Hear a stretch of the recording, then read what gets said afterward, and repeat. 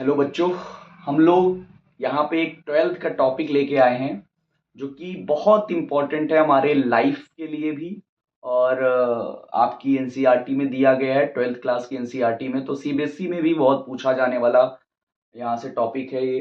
NEET वगैरह में भी पूछा जाता है और हमारे दैनिक जो हमारी जो डेली लाइफ है, जो हमारा जो नैतिक इथिकल चीज़ है, वहाँ पे भी इसका बहुत रोल है।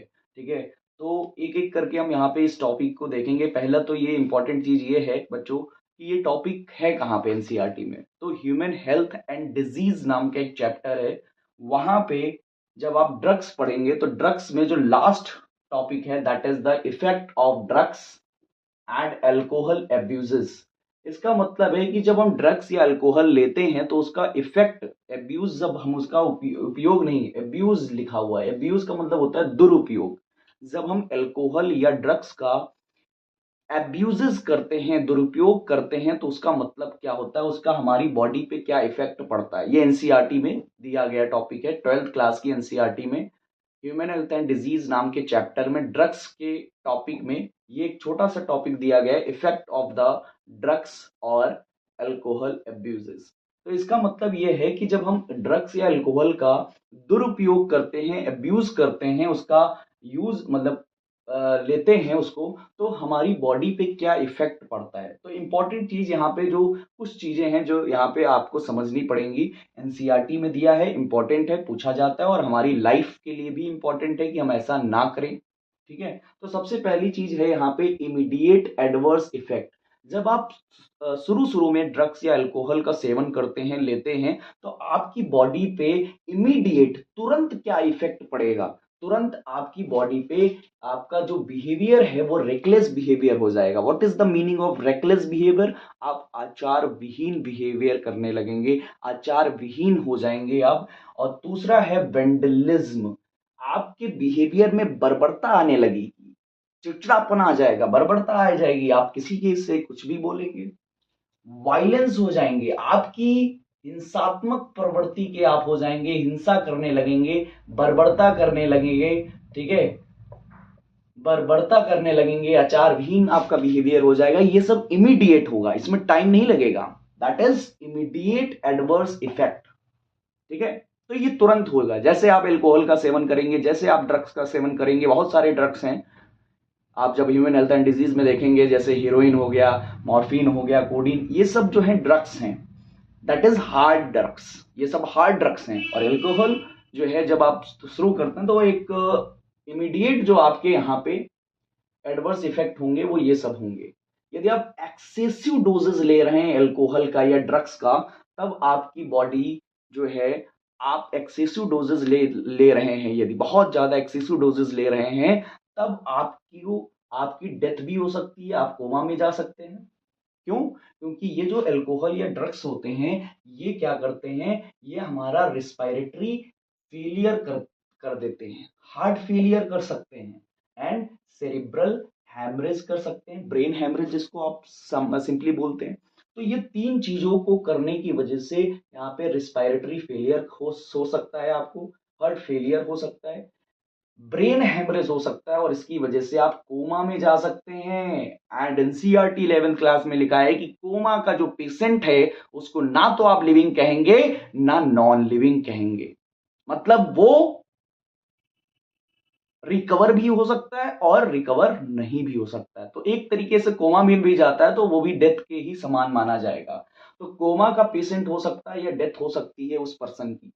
दूसरी चीज कि यहाँ पे जो ड्रग एब्यूजेस पर्सन होते हैं वो इंट्रावीनियसली इंजेक्शन लेते हैं, और यदि वो इंट्रावीनियसली इंजेक्शन लंबे टाइम से ले रहे हैं तब उनको एड्स होने का खतरा होता है। बिकॉज जो नशेड़ी जो इंट्रावीनियसली जो पेशेंट ये होते हैं, तो पर्सन जो होते हैं जो इंजेक्शन लेते हैं इंट्रावीनियसली, इंट्रावीनस के द्वारा, नसों के द्वारा, तो उनको हेपेटाइटिस बी हो सकता है, हेपेटाइटिस बी या एड्स हो सकता है।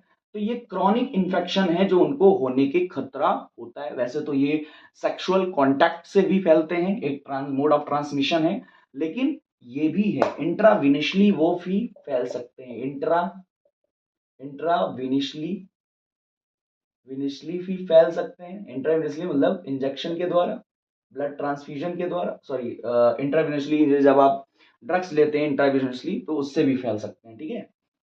तो ये डिजीज भी आपको हो सकती है यदि आप ड्रग्स अब्यूज कर रहे हैं इंट्राविनिशली, ठीक है। उसके बाद यहाँ पे ये जो आपकी एनसीईआरटी, आप लोग जो 12th के जो बच्चे रहते हैं वो एडोलसेंस पीरियड में रहते हैं। नॉर्मली जो उनकी एज होती है 17 साल, ठीक है, 16 साल, ठीक है। तो जिस एनसीईआरटी ने लिखा है, 12th क्लास की एनसीईआरटी ने, तो वो इसी मद्देनजर रखते हुए लिखा है कि एडोलसेंस पीरियड में इसकी संभावना ज्यादा है कि आप एल्कोहल की आदी हो जाएं, एडिक्शन हो जाए, आपको एल्कोहल का एब्यूजेस हो जाए। तो आप ये समझिए कि यदि कोई बच्चा, यदि कोई पर्सन एल्कोहल का एडोलसेंस पीरियड में यूज करने लगता है, adolescence period, what is the meaning of adolescence period? Adolescence period is the bridge between childhood and adulthood. Childhood और एडल्टहुड मतलब बचपन और जवानी के बीच का जो ब्रिज है, जो बीच का पीरियड है, that is called adolescence period. कितना बीच का पीरियड? यदि हम बचपन की बात करें तो 12 से पहले की जो उम्र होती है वो बचपन होता है, और 12 और 18 के बाद की जो उम्र होती है दैट इज एडल्टहुड। उन दो, तो हम बात कर रहे हैं यहाँ पे एडोलसेंस पीरियड की। एडोलसेंस पीरियड क्या होता है? एडोलसेंस पीरियड जो होता है that is the adolescence period is meaning adulthood और चाइल्डहुड। जो बचपन है चाइल्डहुड और जो एडल्टहुड है जवानी, उसके बीच का जो पीरियड होता है that is the adolescence period. मतलब चाइल्डहुड का जो पीरियड, चाइल्डहुड क्या होता है? 12 साल से पहले की जो उम्र होती है, एज होती है, दैट इज द चाइल्डहुड। और जो एडल्टहुड होता है 18 साल के बाद की जो एज होती है दैट इज द एडल्टहुड। उन दोनों के बीच की, मतलब 12 से 18 साल का जो पीरियड बीच में आता है that is the bridge between childhood and adulthood is called adolescence. तो ये 12 साल से 18 साल की जो एज है that is the adolescence period. यदि इस पीरियड में कोई बच्चा अल्कोहल का सेवन कर रहा है या ड्रग्स का सेवन कर रहा है, तब उसको लॉन्ग टर्म इफेक्ट देखने को मिलते हैं। लॉन्ग टर्म मतलब लंबे टाइम के बाद इफेक्ट देखने को मिलते हैं। यदि वो एडल्टहुड में जाता है, एडल्टहुड जब वो बड़ा होगा, जवानी में जाएगा, तो वो हैवी ड्रिंकिंग करेगा। हैवी ड्रिंकिंग लॉन्ग इफेक्ट में क्या दिखेगा? वो हैवी ड्रिंकिंग करेगा। कहां पे? एडल्टहुड में, ठीक है।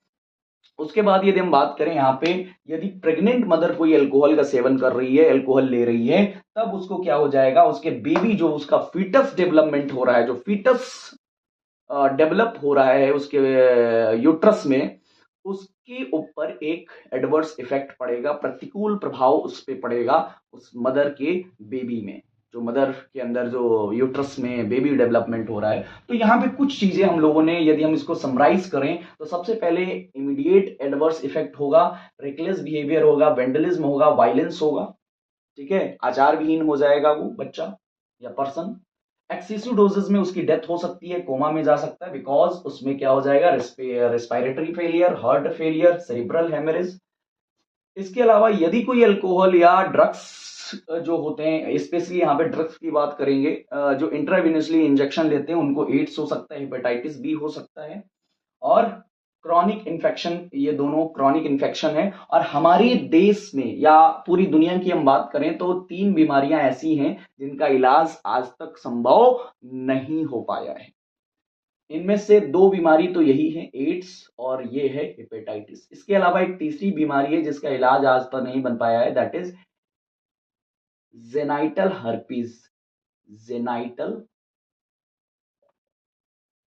हर्पीज, हर्पीज, ठीक है। तो ये एक बीमारी, ये तीनों बीमारी ऐसी हैं जिनका इलाज नहीं है। तो ये 2 खतरनाक बीमारियां हो रही हैं ड्रग्स एब्यूज की वजह से, इंट्रावेनिशली इंजेक्शन की वजह से, ठीक है। इसके अलावा यदि कोई पर्सन यहाँ पे अल्कोहल ले रहा है डॉल्सिन्स में, तो उसको लॉन्ग इफेक्ट दिखेंगे कहाँ पे? एडल्टहुड में, सॉरी, हाँ, एडल्टहुड में लॉन्ग इफेक्ट दिखेंगे। यदि एडोलसेंस, किशोरावस्था में यदि कोई ड्रग्स ले रहा है, एडोलसेंस पीरियड में ले रहा है, 12 से 18 साल की उम्र में ले रहा है, मतलब दोनों, तो उसको ज्यादा इफेक्ट आप पे दिखेगा, एडल्टहुड में दिखेगा। प्रेग्नेंट मदर यदि कोई ले रही है तो उसको क्या होगा? उसको दिक्कत कहाँ पे होगी? उसके फीटस में दिक्कत होगी। इसके अलावा यहाँ पे कुछ इंपॉर्टेंट चीजें और बची हैं अभी, कि और क्या हो सकता है। ये तो इमीडिएट वाली चीजें थी एक तरीके से। यदि एक्सेसिव डोजेस ले रहे हैं तो कोमा और डेथ भी हो सकती है, वो हमने देख लिया। इसके अलावा और क्या दिक्कत वहां पे हो सकती है, ये अभी हम देखना बाकी है यहाँ पे। और क्या दिक्कत हो सकती है यदि क्रॉनिक यूज कर रहा है कोई ड्रग्स का, एल्कोहल का, क्या कर रहा है, क्रॉनिक यूज कर रहा है। क्रॉनिक का मतलब होता है लंबे टाइम से। क्रॉनिक मतलब लंबे टाइम से यदि कोई यूज कर रहा है, क्रॉनिक यूज कर रहा है अल्कोहल का, ड्रग्स का, तब उस पर्सन को क्या हो सकता है। अल्कोहल का कोई लंबे टाइम से यदि यूज कर रहा है तो वहां पे उस पर्सन को क्या हो सकता है, उस पर्सन का, या क्रॉनिक यूज अल्कोहल का या ड्रग्स का कर रहा है तो उस पर्सन का क्या हो सकता है, उस पर्सन का सेंट्रल नर्वस सिस्टम जो है, what is the meaning of central nervous system. Central nervous system में दो पार्ट आते हैं हमारे, ब्रेन एंड स्पाइनल कॉर्ड। ये डैमेज हो सकते हैं, ठीक है। तो central nervous system and central nervous system में दो पार्ट आते हैं, ब्रेन एंड स्पाइनल कॉर्ड, ठीक है। ब्रेन एंड स्पाइनल कॉर्ड, ये दोनों डैमेज हो सकते हैं, ठीक है। तो सेंट्रल नर्वस सिस्टम हमारा डैमेज हो सकता है। इसके अलावा यहाँ पे इंपॉर्टेंट चीज है कि उस पर्सन को क्या हो सकता है, लीवर सिरोसिस, लीवर सिरोसिस हो सकता है। What is the meaning of liver cirrhosis. Liver cirrhosis में जो लीवर की सेल्स होती हैं, हेपेटिक सेल होती हैं, वो सिकुड़ जाती हैं, डैमेज हो जाती हैं, सिकुड़ जाती हैं, सिंकिंग हो जाती हैं, श्रिंक हो जाती हैं, और वो डैमेज हो जाती हैं, जिसकी वजह से लीवर हमारा धीरे धीरे खराब होने लगता है। फाइब्रोसिस हो जाती है, उसमें श्रिंकिंग हो जाती है, फाइब्रोसिस हो जाती है। और इसमें लीवर सिरोसिस में क्या होता है, श्रिंकिंग हो जाती है, जो हेपेटिक सेल्स हैं, जो सेल्स हैं इसकी, वो क्या हो जाती हैं, श्रिंकिंग हो जाती हैं, श्रिंकिंग हो जाती है। और दूसरी चीज यहाँ पे क्या हो जाता है, सिकुड़ जाती हैं, ठीक है, सिकुड़ जाती हैं। और दूसरा यहाँ पे क्या हो जाता है, दूसरा यहाँ पे ये सेल फाइब्रोसिस, इनमें फाइब्रोसिस हो जाता है, फाइब्रोसिस। और उसके बाद लीवर सिरोसिस हो सकता है, सेंट्रल नर्वस सिस्टम डैमेज हो सकता है। एक इंपॉर्टेंट चीज कि फैटी लीवर, लीवर में फैट डिपॉजिट हो सकता है, that is fatty liver syndrome, इसको बोलते हैं फैटी लीवर सिंड्रोम। तो फैटी लीवर सिंड्रोम जो है, उस पर्सन को फैटी लीवर सिंड्रोम हो सकता है।